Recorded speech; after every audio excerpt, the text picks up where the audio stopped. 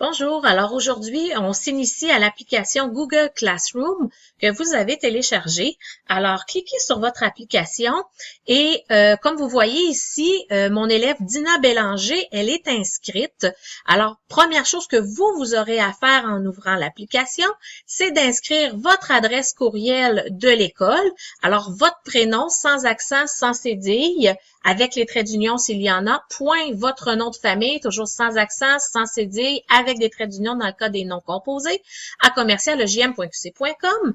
Entrez ensuite votre mot de passe.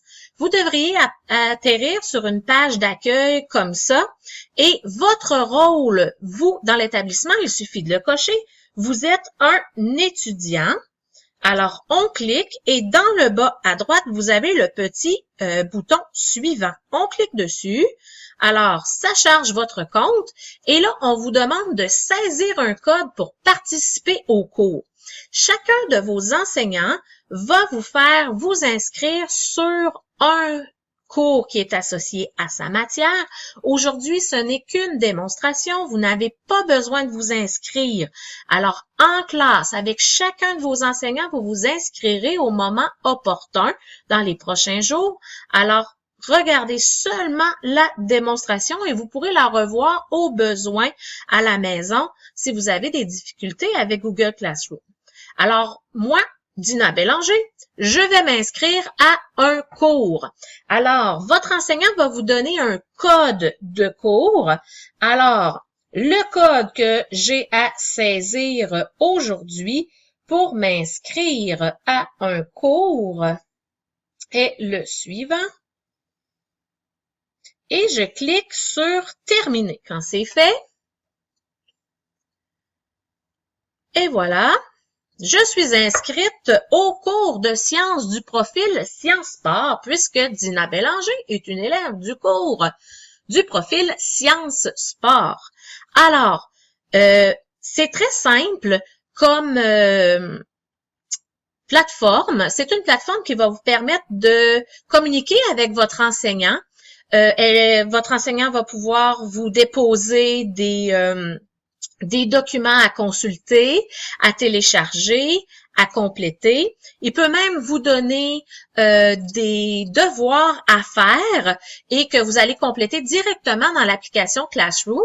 Ça va s'en aller dans le compte de votre enseignant qui va pouvoir le corriger et vous donner un feedback, une note sur ce que vous avez fait. Alors, l'application Classroom, elle est faite un peu comme un média social.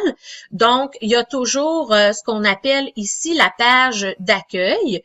Donc, en fait, dans les trois petites lignes, vous avez différents menus.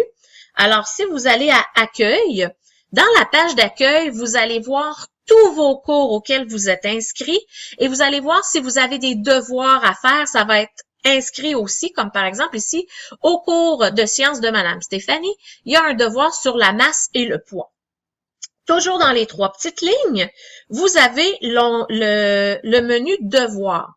Tous les devoirs seront inscrits ici. Ce que vos profs vont vous donner comme devoir dans Classroom sera inscrit ici.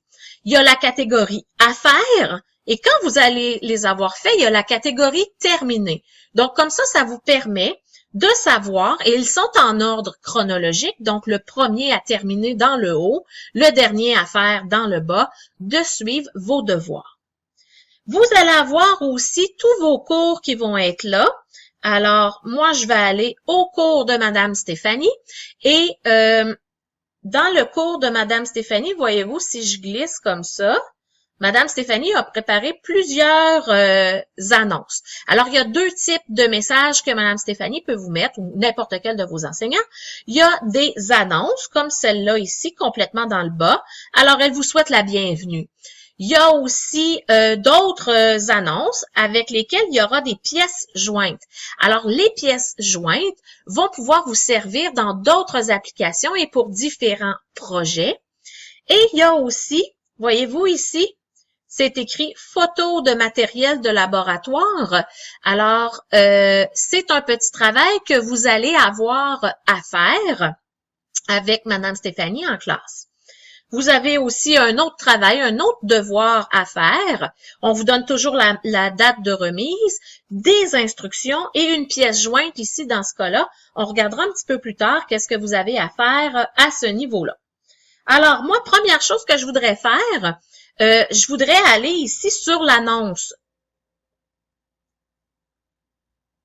Avant d'aller sur l'annonce, je vais vous parler des autres catégories ici en haut. Vous avez la catégorie étudiant. Alors, tous les élèves inscrits à ce cours-là vont être inscrits dans la section étudiant. Donc, vous connaissez les gens qui sont inscrits au même cours que vous. Il y a aussi la section à propos. Et dans la section à propos, vous voyez votre enseignante qui est là. Elle peut aussi vous déposer, si ça s'y prête, des documents qui demeureront en permanence dans la section à propos. Par exemple, disons que vous avez besoin de créer une table des matières. Ben, il y aura peut-être une feuille, un document qui vous explique comment créer une table des matières.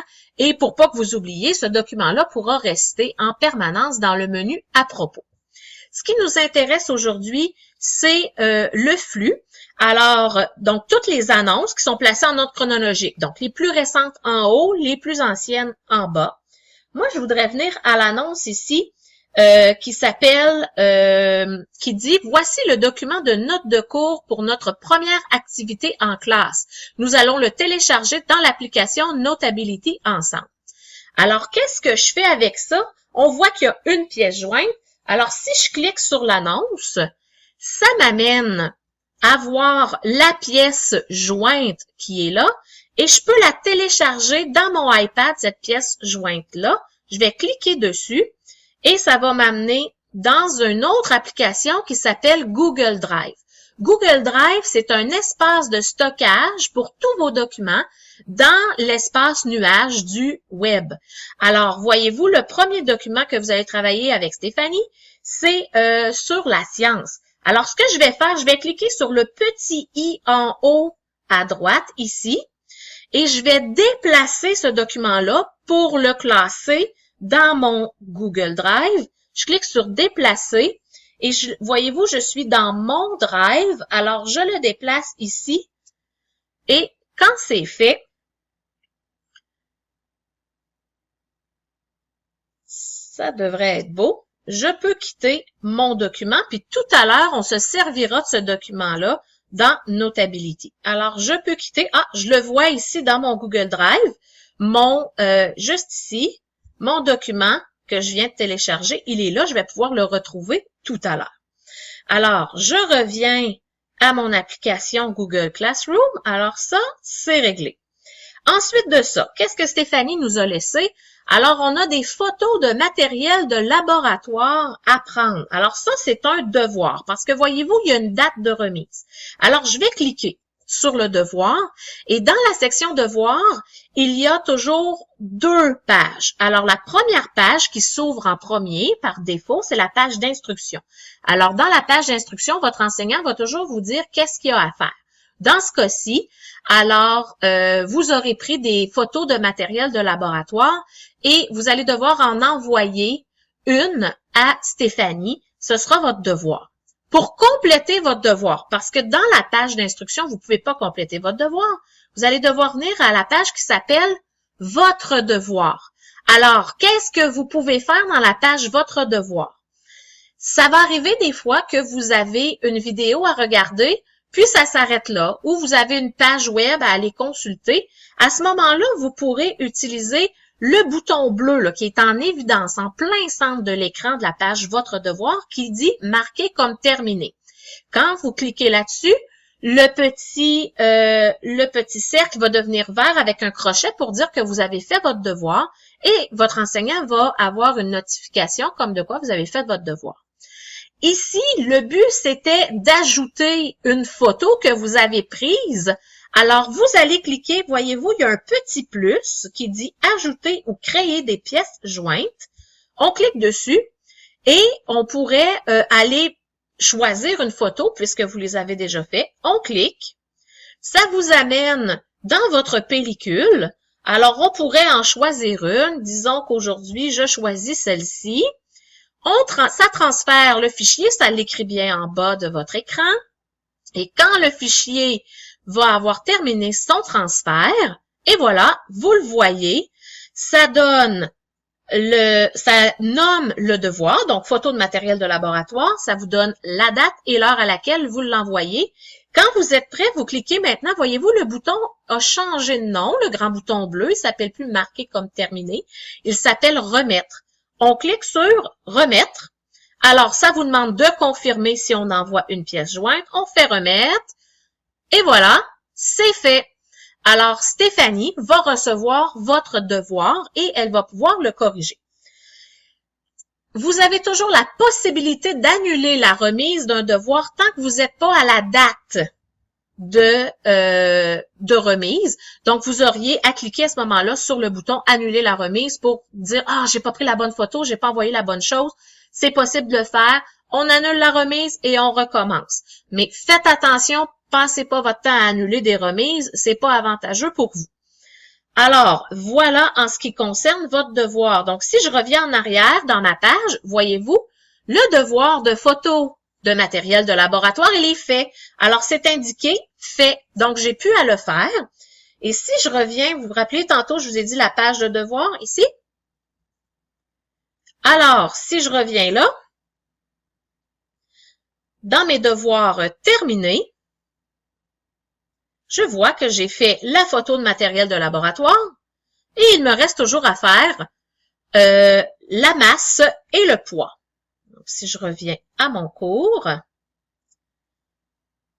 et voilà, ça fait pas mal le tour pour Google Classroom et il y aura à l'occasion des fichiers que vous aurez besoin de compléter qui seront donnés par vos enseignants. Ils vous donneront les instructions en temps et lieu. La pièce, elle est jointe à ce moment-là et on clique dessus, elle s'ouvre, on complète le travail et on la retourne exactement comme on vient de faire avec la photo. Alors, bonne exploration de Google Classroom, bons apprentissages!